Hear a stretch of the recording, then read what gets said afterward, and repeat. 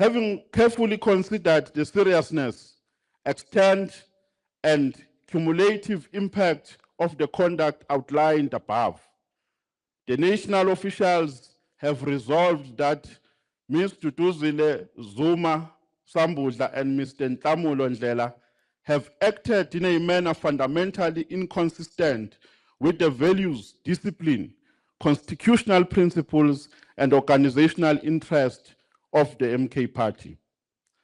By virtue of Section 2H of the Constitution, the President shall have the ultimate, which says, the President shall have the ultimate power to issue presidential decrees on any matter pertaining to the operation, administration, and policy direction of the party in the interest of the party, which shall be binding on all levels of the organization.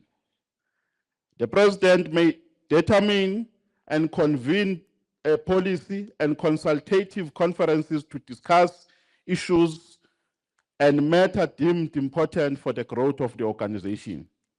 Accordingly, the MK Party hereby announces the expulsion of Ms. Duduzile Zuma Sambudla and Mr. Ntamulo Ndlela from the party with immediate effect.